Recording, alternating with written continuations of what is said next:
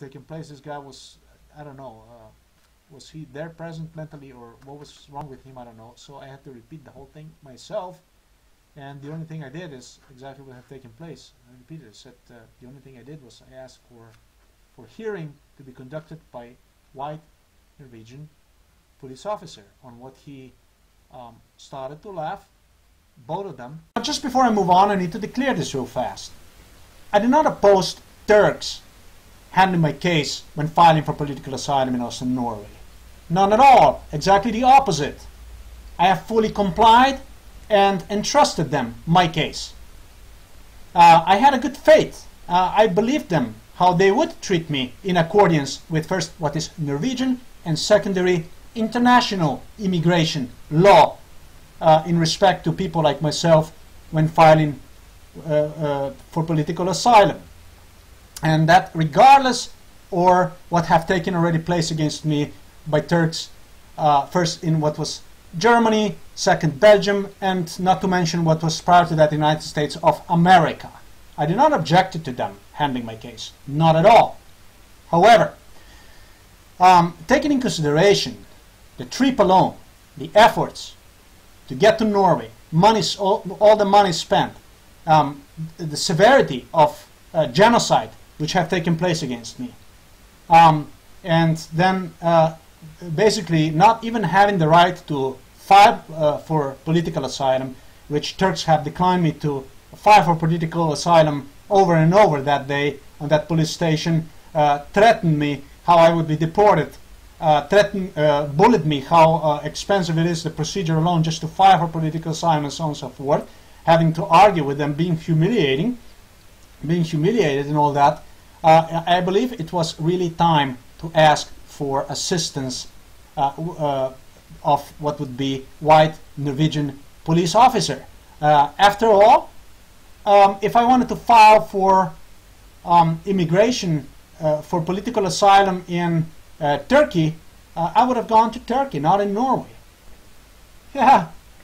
If I go back to that happy Lothar, chief of the police, and his Turkish Norwegian immigration police officer assistant, the two were laughing.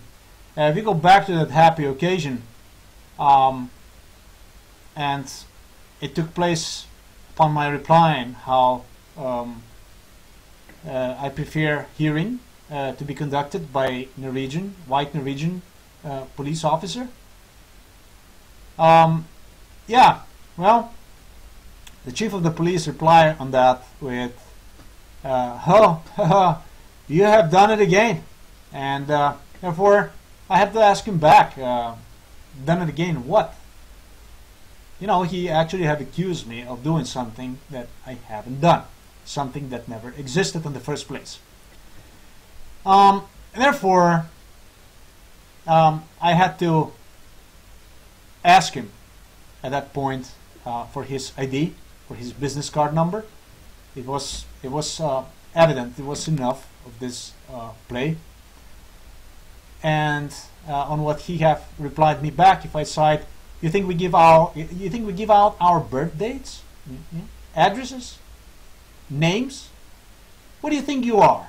Just 5 minutes before I came to you, I was on phone with Norwegian Federal Immigration Authorities, who have told me that you have no right to file for asylum in Norway because Slovenia is a European Union membership state, and both with the United States of America are considered as a safe states.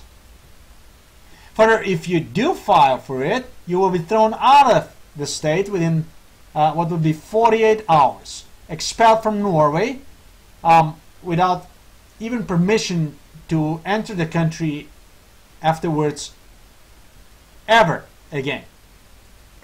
Or you can just walk out of here like nothing ever happened. Yeah.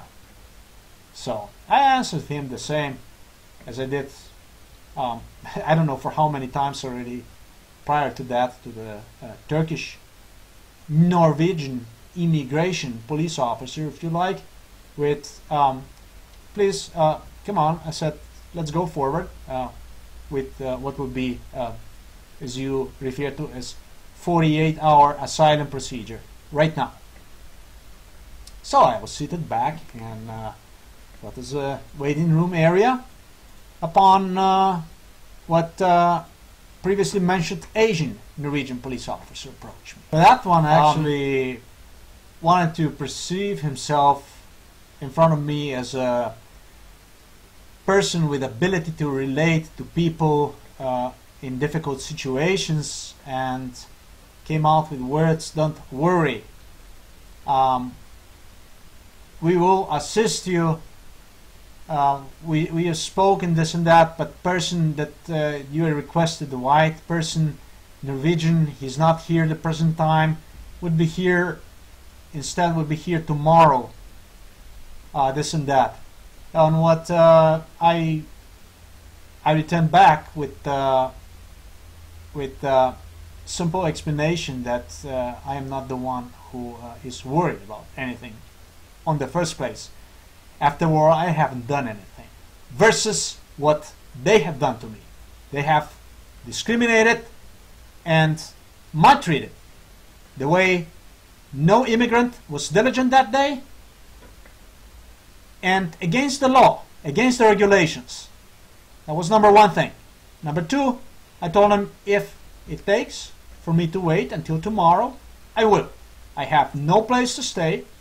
However, I am ready and willing to wait until tomorrow. And while saying that, I have scanned the entire room with reason to see expressions on faces of those who are actually there to stalk and not to fight for asylum. In fact, the whole room was filled with immigrants from Turkey, from Middle East countries, and Afrikaners, Africa. Who are they? What were there? Some of them were there to file asylum, and they were assisted that very same day. Who are the others? The others were there to bully, to stalkers, sent by United Nations, Amnesty International, on behalf of United States of America government, to meet me, to greet me, to welcome me to Oslo, Norway. This was a very in detail prepared procedure of discrimination which have taken place. It was a real battle that day, and I was completely aware of it.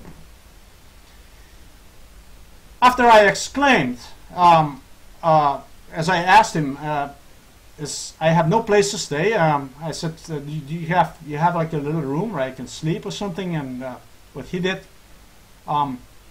he said no, and that's exactly what he was afraid of, and that was exactly deliberately that I lay out. He came with idea then that I can wait here, and I was fine with it. Yes, we're gonna lay down on the ground and we're gonna sleep inside of that room with other immigrants. Yeah, that was the point. With other immigrants until tomorrow. Oh yes, I was tired. I was exhausted. I was stalked. I was maltreated. But I knew very, very well, regardless of how much hardship I went through, that those who were in that room to stalk and to molest, to harass me, were 10 times weaker than I was at the weakest day in my life. So I know that if I have to sleep on that floor, we're going to be more friendly, we're going to be more close to each other, we'll get to know each other, see who is, what is, which of course have spurred enormous reaction across the room in that moment. You could hear these immigrants just, yeah, exactly. I was ready to sleep on that floor that day. On the other hand, the immigrants there, the people who were there, as I said, were assisted earlier, and others were not even there to fight for asylum. What they wanted to do is, they just wanted to go quickly, as fast as possible, homes, to their places, to their nice apartments, to their families, because Norwegian government provided for them everything. Mecca, milk, apartments, anything you want. So nobody was ready and willing to sleep on that floor except myself. I did. I was. And don't worry, after Asian guy disappeared back, very soon after that, the chief of the police station appeared again. He returned back with 2 other police officers. He had an escort with 2 other police officers,